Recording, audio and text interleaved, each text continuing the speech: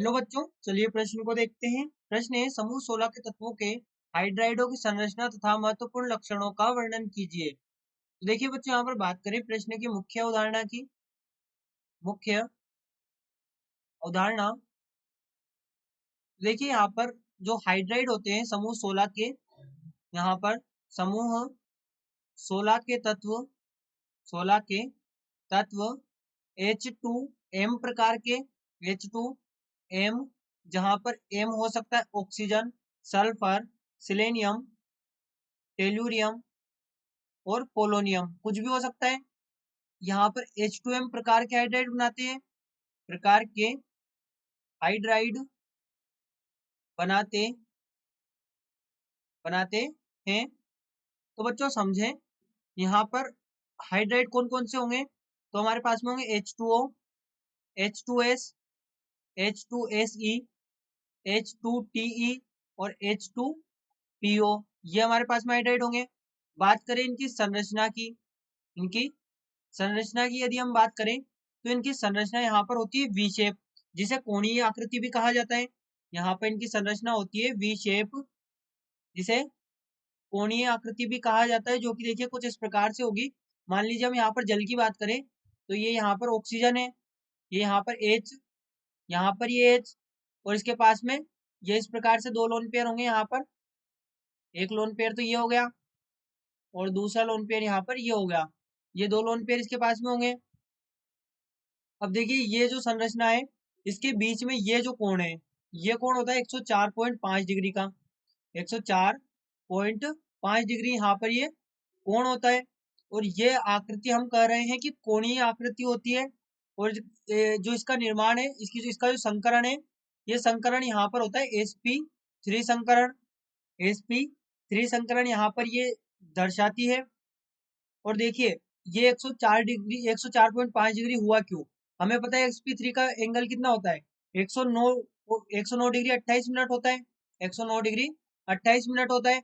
लेकिन ये कम क्यों हुआ, देखिए यहाँ से एक तो ये लोन पेयर के बीच में रिपल्शन लगेगा, उसके बाद में लोन पेयर और बॉन्ड पेयर के बीच में रिपल्शन लगेगा इस प्रकार से। और हमें पता है कि सबसे कम रिपल्शन कहाँ लगता है, सबसे कम रिपल्शन लगता है इन सिग्मा बंधों के बीच में।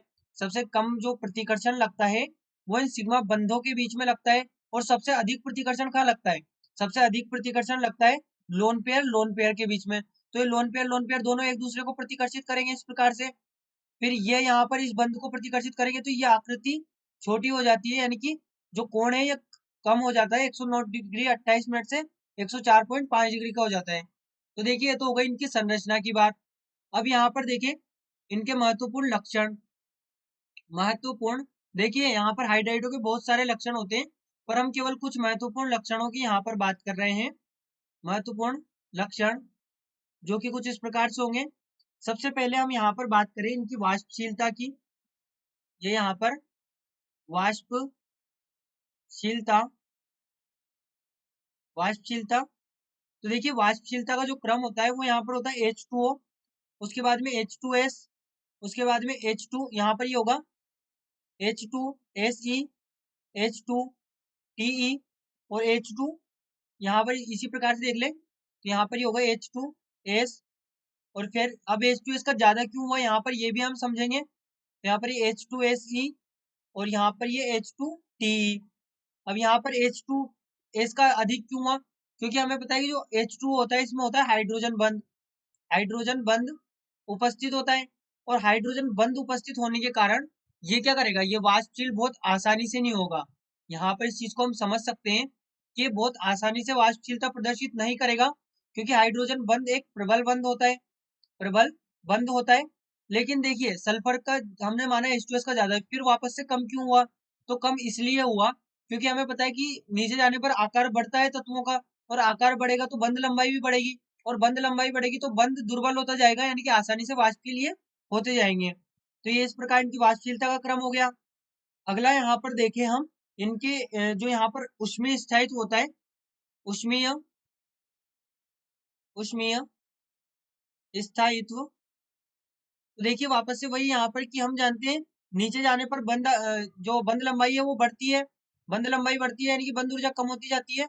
और बंध ऊर्जा कम होगी तो यहाँ पर बंध को आसानी से तोड़ा जा सकता है, यानी कि ऊष्मीय स्थायित्व नीचे वाले जो यौगिक होंगे उनका कम होगा, यानी कि बंध यहाँ पर ऊष्मीय स्थायित्व का क्रम इस प्रकार से होगा।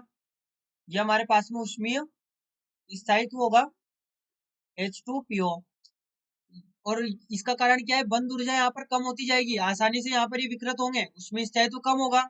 लेकिन H2O में हम जानते हैं हाइड्रोजन बंध उपस्थित है, प्रबल बंध है, आकार छोटा है तो बंध लंबाई कम है, उसमें यहाँ पर जो बंध ऊर्जा है वो भी अधिक है, और हाइड्रोजन बंध के कारण भी बंध प्रबल है, तो उसमें स्थायित्व अधिक है। उसके बाद में तीसरा हम यहाँ पर बात करें अम्लीय प्रकृति की। अम्लीय प्रकृति, तो देखिए हम जानते हैं कि जो अम्लीय प्रकृति है, अम्लीय प्रकृति समूह में ऊपर से नीचे जाने पर बढ़ती है।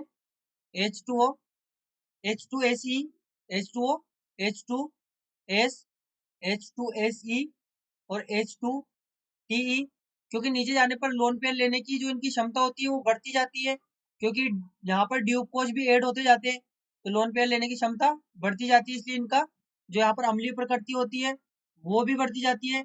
दूसरा यहाँ पर अगला बात करें अपचायक प्रकृति की।